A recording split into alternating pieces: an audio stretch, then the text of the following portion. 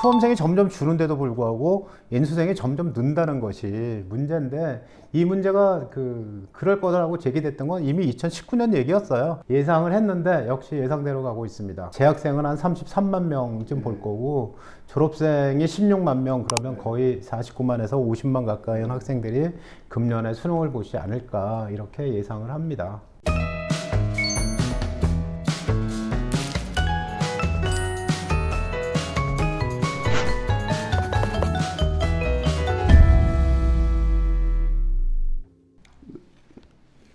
네, 안녕하세요. 교육신진대사 신도원입니다. 예, 진동섭입니다. 안녕하십니까. 2025 결과로 보는 2026 수능이라는 제목으로 이야기를 해보도록 하겠습니다. 표를 먼저 볼 텐데요. 2026 수능 응시자 수는 늘어난다라는 표입니다. 2023년 6월, 9월 모의고사, 2024년 6월, 9월 모의고사와 지난해, 지지난해 수능의 숫자가 들어있죠. 실제로 보실 때는 화면을 정지하고 숫자를 보시면 되겠고요. 지난 수능에서 재학생은 30만 명 좀 더 봤죠. 그리고 졸업생 검정고시 해서 16만 명이 응시를 했는데, 수험생이 점점 줄는데도 불구하고 인수생이 점점 는다는 것이 문제인데, 이 문제가 그럴 거라고 제기됐던 건 이미 2019년 얘기였어요. 예상을 했는데 역시 예상대로 가고 있습니다. 그런데 이제 금년에 3월 학평을 봤는데, 3월 학평에 본 학생 수가 35만 명이에요. 5만 명이 늘었잖아요. 작년 3월 학평을 보면 32만 1,493명이 응시를 했는데, 실제로는 한 2만 명 정도가 안 본 거죠. 예, 그래서 아마 금년에도 2만 명 정도가 안 본다고 하면 재학생은 한 33만 명쯤 볼 거고, 졸업생이 16만 명, 그러면 거의 49만에서 50만 가까이 학생들이 금년에 수능을 보지 않을까, 이렇게 예상을 합니다. 그래서 이제 2022년이 가장 숫자가 적었고요. 그때는 40만 명대 초였거든요. 그런데 이제 지금 고3 아이들이 황금돼지띠라고 해서 무려 한 3, 4만 명이 늘어났어요. 진짜 50만 명이라는 숫자는 오래간만에 본 숫자인데요. 이렇게 이제 많이 늘어나게 되면은 입시가 상당히 치열해지거든요. 전년도 배치표가 거의 무용지물이 될 정도로 상당히 어려운 입시가 또 시작되는 것 같습니다. 다음에는 이제 선택형 수능이니까 국어와 수학의 선택 과목이 있는데, 어떤 과목을 선택하느냐 하는 문제죠. 국어는 언어와 매체 학법과 작문을 선택하는 건데, 편차가 아주 크지는 않으니까 되게 이미 정해져 있더라고요. 지난 수능에서 수학의 경우 이제 기하 선택한 최고점은 139, 미적분은 140이었고, 확률과 통계는 135점이어서 차이가 좀 적었어요. 2024년 수능은요, 이게 13점 차이나 됐어요. 수학에서 확통 선택한 아이들은 94점을 받아야 1등급이 됐고요. 미적분 선택한 아이들은 81점만 받아도 그래서 참 얘기가 많았던 적이 있었습니다. 13점이나 차이 나니까요. 2013년에 미적분을 선택한 학생은 21만 7천 명이었고, 확률과 통계가 19만 2천 명이라서 처음으로 이제 옛날 말로 하면 자연계 수학이 인문계 수학을 넘어섰다, 이제 그렇게 얘기를 할 텐데, 2024년 수능에서는 조금 더 늘었어요. 근데 금년에 3월 학평을 보면 확통본 학생이 20만 7,722명이고 미적분 학생은 13만 4,133명이었거든요. 그래서 확통이 도로 늘은 거야? 뭐 이렇게 의문을 가질 수도 있지만, 실제로 보면 지난 3월 작년 3월, 1년 전에 학력평가 때도 확통에 응시한 학생은 17만여 명이었고요. 미적에 응시한 학생은 13만 9천 명이었는데, N수생이 미적을 선택해서 많이 추가가 됐을 거다, 이렇게 추측을 하죠. 그 학생들이 들어오면 미적분 응시자가 금년에도 확률과 통계 응시자보다는 많을 거다. 그리고 기하를 선택한 학생은 여전히 한 3, 4% 정도밖에는 안 됩니다. 사회 선택자 중에 미적분을 선택한 학생고 빨간 글씨로 표현해놨습니다. 사회 선택자 중에서 미적분을 선택한 학생이 자그마치 35,268명. 네, 근데 뭐 미적분을 선택한 학생의 이 모든 학생이 성적이 다 좋은 학생은 물론 아니죠. 그런데 성적이 좀 되면 미적분으로 가자, 아마 이렇게 경향성을 보이고요. 그리고 사회와 과학을 하나씩 선택한 학생들 중에 미적분한 학생 있잖아요. 그 학생이 32,000명이에요. 그러니까 이 학생들이 이공계를 지망하는데 사회 한 과목을 봤다는 얘기죠. 예, 그전에는 이 비율은 엄청나게 얼마 안 됐거든요. 지난해 국어 수학 누적인데요. 그 누적비를 보면 1등급, 2등급, 3등급 국어에서 표준점수 139점과 131점 사이에 1등급이 분포가 되어 있습니다. 그러니까 8점 차이죠. 8개의 극간으로 나눠져 있습니다. 2등급은 130에서 125. 그러니까 내가 수능으로 대학을 갈 거야, 정시에 갈 거야. 그러면 목표가 139고, 그리고 수시에서 등급을 맞추면 돼. 그러면 1단계 목표는 1등급이니까 131이야. 뭐 그런 건데요. 문제는 이 점수의 폭이라는 게 해마다 다르다는 거죠. 예, 시험이 어려우면 최고점이 많이 올라가고요. 수학은 1등급의 최고점이 140이었고, 그 밑에 1등급의 그 커트라인선은 133점이었습니다. 마찬가지로 8개의 극간으로 되어 있죠. 그 다음에 2등급은 124점이 커트라인이고요. 3등급 123점부터 시작을 하는데 2등급 맞아야 됩니다. 그러면 140에서 124점이니까 16점의 여유가 있는 거죠. 네, 그렇죠. 또 한 가지 눈여겨보셔야 될 게 국어의 1등급 커트라인 안에 들어온 학생은 2만 명이에요. 수학은 1등급에 들어온 학생이 10,000명입니다. 그래서 비율로 보면, 응시생 비율로 보면 국어 1등급 맞는 게 쉽다. 뭐 그렇게 얘기가 되겠죠. 지난 3년 수능에서 점수를 비교해 봤는데요. 2023 수능과 2024 수능, 2025 수능 비교해 보면 2023년에 표준점수 최고점은 145, 2024는 148, 2025는 140. 이게 최고점의 숫자가 다르죠. 2023년에는 934명, 2024에는 612명, 2025는 1522명. 내가 공부를 아주 잘해요. 수학을 진짜 잘하거든요. 다 맞고 싶어요. 그러면 수학이 당연히 어려워야 되죠. 그런데 내가 수시로 갈 거예요. 네, 수시로 가는데 그냥 1등급이면 돼요. 그러면 시험이 쉬워야 되죠. 동점자가 많아져서 퍼센트가 늘어나고요.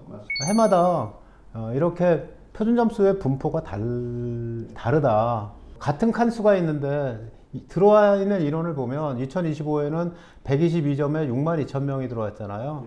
그런데 2024년에 보면 35,000명밖에 안 들어와 있으니까 그러니까 시험이 어려우면 점수의 폭이 커지고 변별력이 커진다.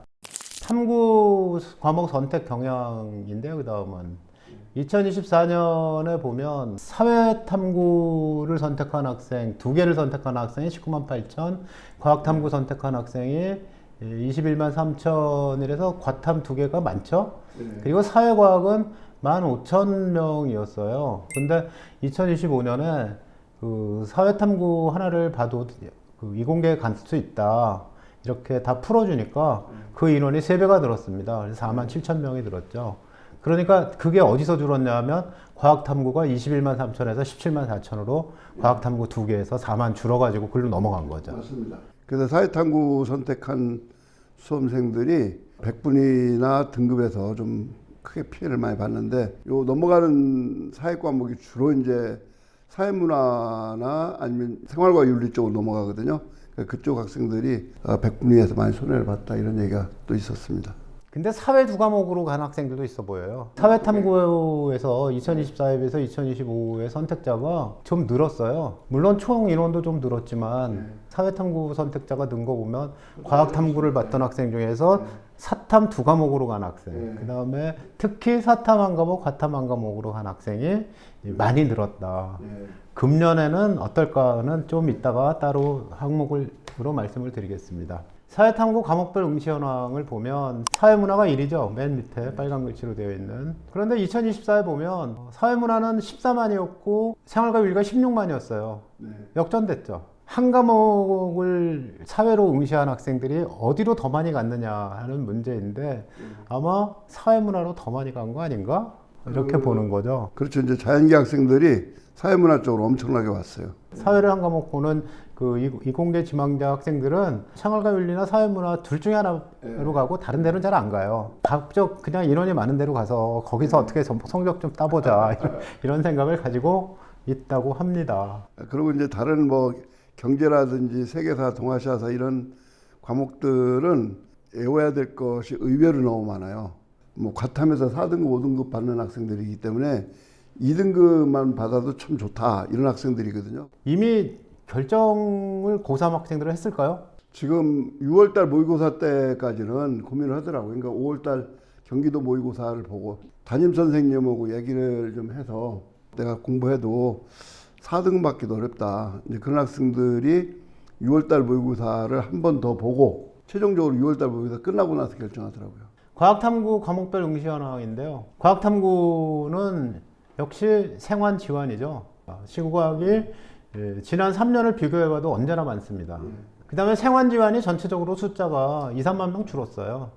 그 학생들이 사회로 넘어갔다고 보는 거죠. 물안화환을 봐야 되는 모집 단위들이 있잖아요. 대학에서 물리화학을 봐라 라고 요구하는 모집 단위들이 있어서 응시자가 여전히 있고요. 그리고 투과목의 응시자는 여전히 한 4, 5천 명 수준에 머물러 있습니다. 탐구과목별 표준점수 최고점이 있는데요. 그 2025년에 생활과 윤리의 표준점수가 엄청 높았어요. 자그마치 77이나 됐는데 이 과목이 그전에는 안 그랬거든요.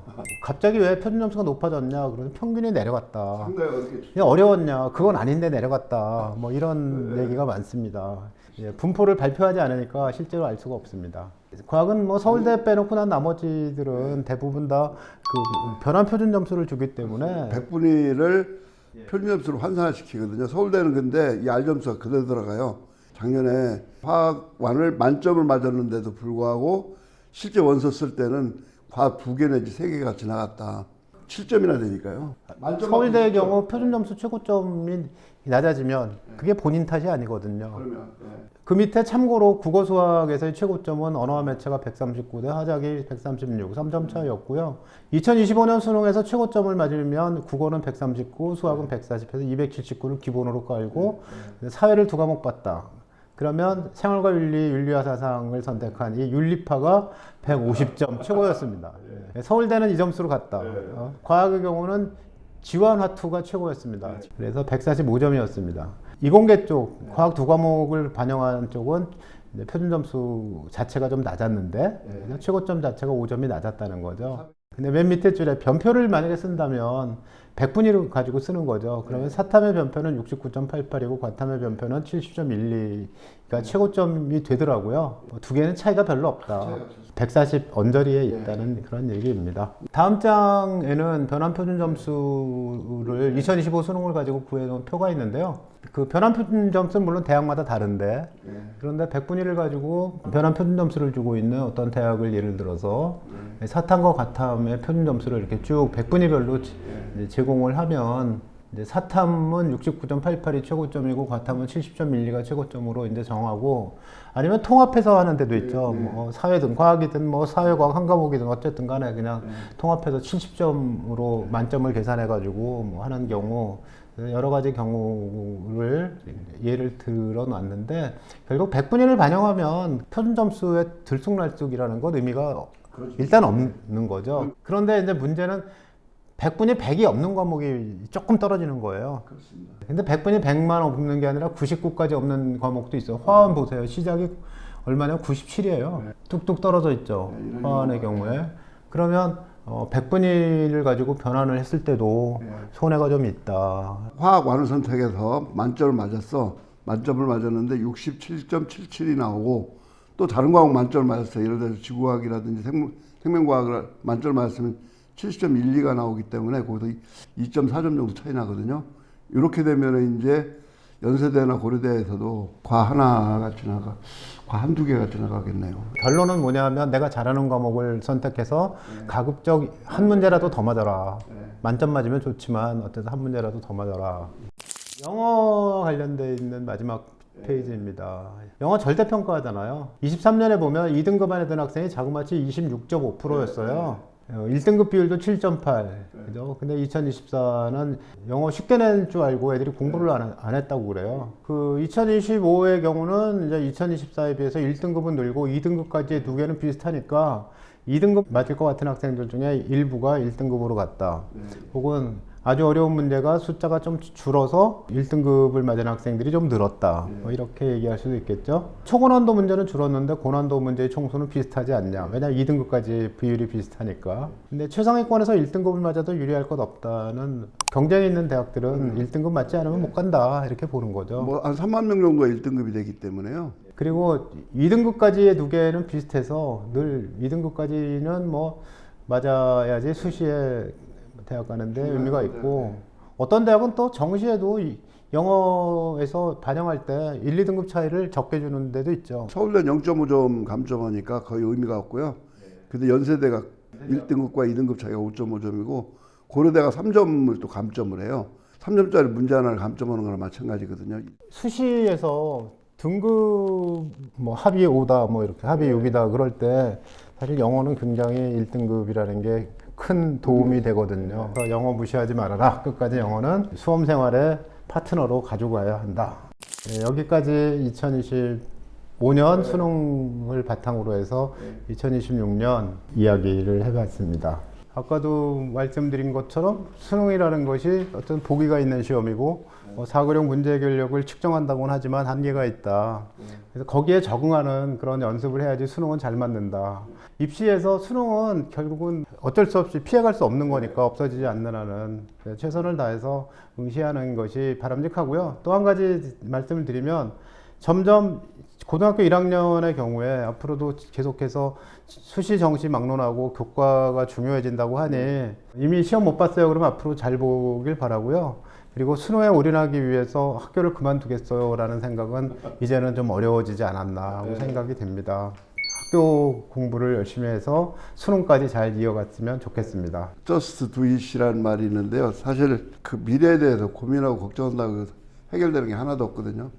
또 포기하면은 절대로 도달할 수 없는 거고, 그래서 목표를 하나 딱 세워가지고서 정말 정성을 다해서 긍정적인 마음으로 최선을 다하면 누구나 주어진 복만큼은 얻을 수 있다. 그리고 또 1등급이라는 게 천재들만 받는 게 1등급이 아니거든요. 대학 입시가 그렇게 어려운 막 그냥 최고의 경지는 아니기 때문에 지금부터 최선을 다했으면 좋겠습니다.